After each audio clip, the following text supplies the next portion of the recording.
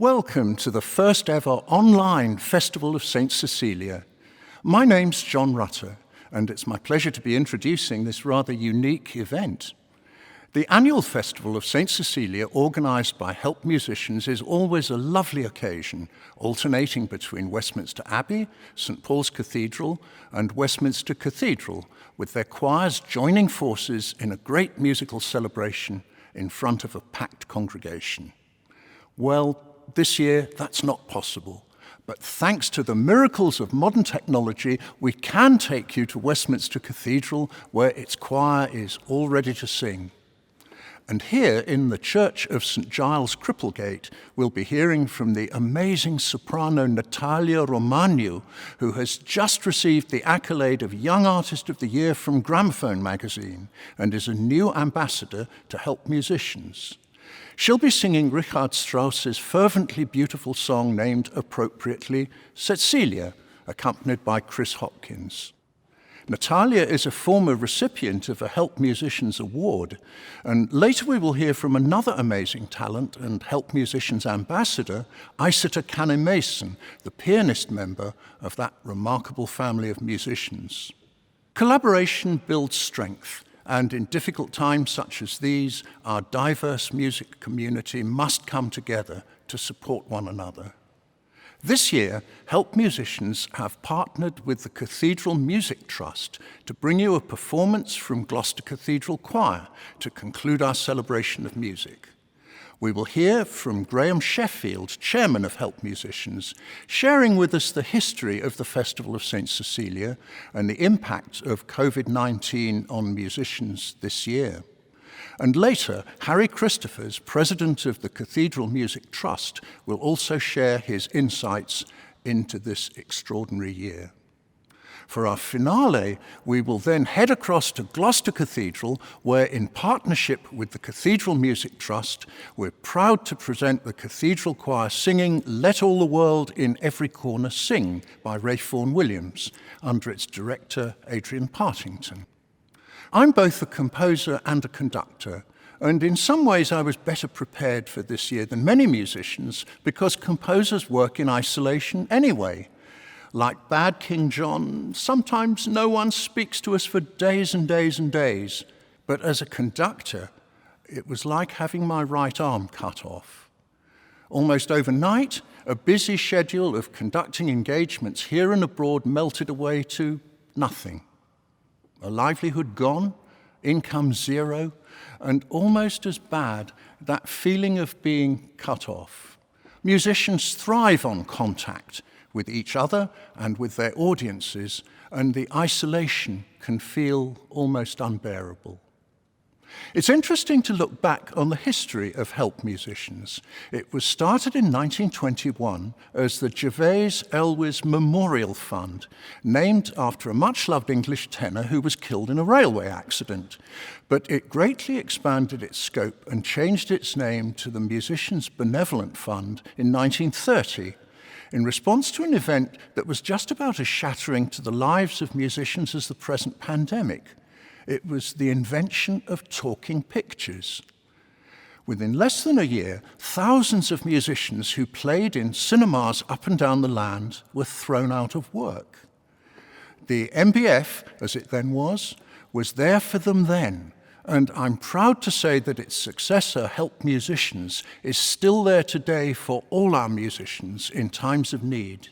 And I'm confident that with our help, its work will continue far into the future. Time now for music.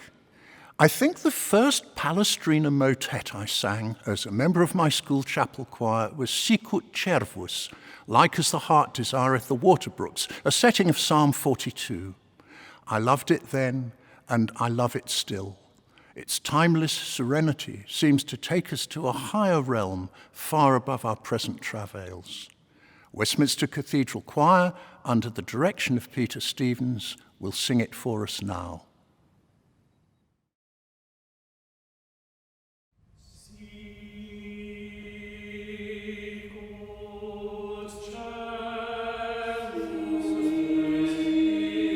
Amen.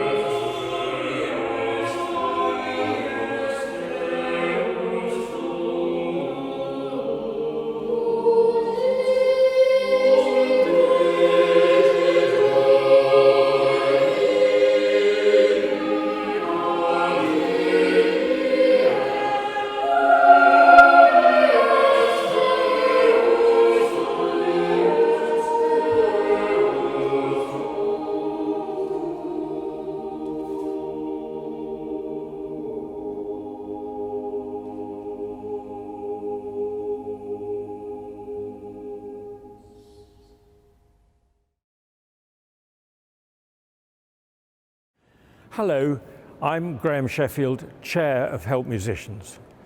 I'm recording this message for our traditional St Cecilia's Day service here in the inspiring surroundings of Gloucester Cathedral. Our service this year would have taken place in Westminster Cathedral with the three choirs of St Paul's, Westminster Abbey and Westminster Cathedral in magnificent harmony.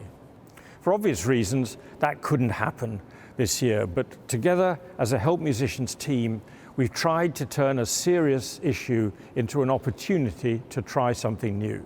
And we're absolutely delighted to be featuring the choir of Gloucester Cathedral as well as, separately, Westminster Cathedral, both in filmed recordings made specially for this occasion in this virtual St Cecilia event. I'm therefore delighted and proud to see this long-standing event kept alive by the outstanding musicians of today. They've been determined that COVID-19 should not derail this tradition of coming together to give thanks for the gift of music, as well as celebrating and supporting our musicians, even though we have, of course, had to proceed with due care and within current health guidelines. If the event had been as planned in Westminster Cathedral, we'd have been joined not only by the three choirs and a large congregation, but also by many of the City of London's livery companies whose support has meant so much to Help Musicians over the years. I'm delighted, therefore, to read a few words from the master of the Worshipful Company of Musicians, John Nichols. Music is a force for good and often brings out the very best in all of us. I'm sure that all the liveries in the city are disappointed not to be with you for this ancient and important celebration, but we are with you in spirit, and all of us would like warmly to congratulate Help Musicians and its many supporters for their sterling work at this very difficult time. Thank you, John, for those kind words. As he says, 2020 is turning out to be one of the most difficult years that musicians right across the UK have ever had to face.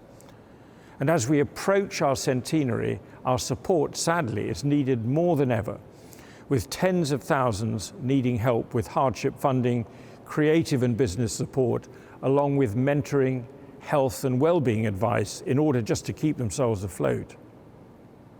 To date, Help Musicians has spent over £11 million from our reserves and plus generous contributions from other organisations and individuals. That's £11 million supporting musicians through this crisis. We know that we'll need to fundraise for several more millions in the months to come, with no end yet in sight for when musicians will be able to return to work and perform live again in front of live audiences. But just for now, let us celebrate what musicians give to all of us. They share their talent, their creativity, insight and skill to enrich and enhance our lives and to inspire us. Music feeds our souls, lifts our spirits, and in times of isolation, comforts us, acting as a much-needed friend when we need it most. Music has brought us together today in a moment of spiritual, albeit virtual, unity, a moment for us to reflect upon a shared passion, music and musicians. A special thank you to the choir of Gloucester Cathedral and their director, Adrian Partington, for their St Cecilia debut, as well as, of course, to the choir of Westminster Cathedral and their assistant master of music, Peter Stevens. But thank you all for joining us today virtually, and thank you to all who support us in so many different ways to create a world where musicians thrive. Please do give as generously as you are able to. Hello, my name is Isata Kanneh-Mason, and I'm thrilled to be an ambassador for Help Musicians UK. As a musician myself, I always feel that one of the biggest barriers and roadblocks to becoming a musician lies in funding. I grew up in a musical family, and so I witnessed firsthand how expensive pursuing a musical career can be. There were many times that my parents struggled to continue paying for music lessons, and I also saw how expensive it could get with replacing strings that have snapped on a cello or violin, paying for a book of Beethoven piano sonatas, or simply attending a music course or music conservatoire where the fees are very high. I believe that no musician should be held back due to funding, as if you have the talent, you should be able to go as far as you want to. I think, therefore, it's absolutely wonderful and essential that a charity such as Help Musicians exists. And I think that many musicians need this charity in order to be helped on their journeys to becoming a musician and not to be held back by funding. I was lucky enough to be helped by Help Musicians myself. I was about to start my master's and I really wanted to continue studying as I felt that I really needed to have more piano lessons, but again, I wasn't sure how I was going to afford it. Luckily, I was able to be helped by Help Musicians during this time, and that was actually the year that I ended up recording my first album and kind of launched the beginning of my career. And I feel that perhaps if I hadn't had this year of studying, then this may not have been able to happen. So I feel incredibly grateful when I look back on that experience now. I believe that all musicians should be able to get funding and apply and hopefully be able to continue on their paths to becoming musicians without being held back in any way.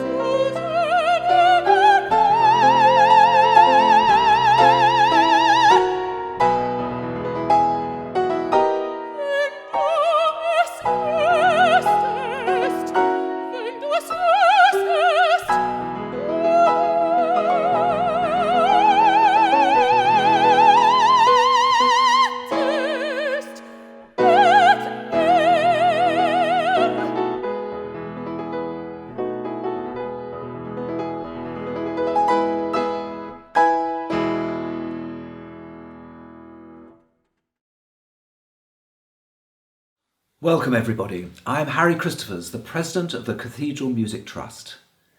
The UK's 500-year strong tradition of choral music is unique. It's unsurpassed in the world today, a living tradition that transforms lives both for the musician and for the listener.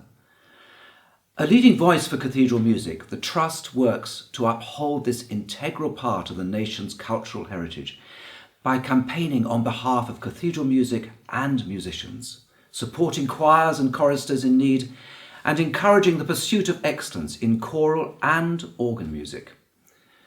The COVID-19 pandemic has had a devastating effect on cathedral music. Our choirs and their music staff face huge challenges in maintaining this precious musical tradition. But it is a challenge we are meeting head on. Earlier in the year, we launched the Cathedral Choirs Emergency Fund. We've been overwhelmed by the support for this campaign and are already over 90% of the way to achieving our £1 million target. Today, music is speaking to us in an even more powerful way. Through virtual content and amazing online presence, music is connecting more people with each other and, quite frankly, is keeping us all going. And that is why we are so pleased the Cathedral Music Trust is collaborating with Help Musicians for this video presentation. Partnerships are more important now than they have ever been. By joining forces, we'll have greater impact in meeting the challenges ahead and ensure that world-class music making and performances remain accessible to all. I'm absolutely delighted to introduce Gloucester Cathedral Choir and their inspirational conductor Adrian Partington, who will be performing next. Gloucester Cathedral is just one of the UK's 122 choral foundations we support. Its choir was established in 1541. Today, though, the cathedral can boast not just one choir, but 7 choirs in its musical family, meaning anyone in the area who wants to sing regularly can do so at the cathedral. And of course, for more than 300 years, the choir, alongside the cathedral choirs of Hereford and Worcester, has been involved with the famous Three Choirs Festival, Europe's longest running annual classical musical festival. The cathedral choir will now perform for us Ralph Vaughan Williams' setting of Let All the World in Every Corner Sing. Those words by George Herbert really speak for themselves. Our choirs and singers were silenced with the onset of the pandemic. Wherever they are across the globe, they cannot wait to be back making music together and, as a result, enriching our lives.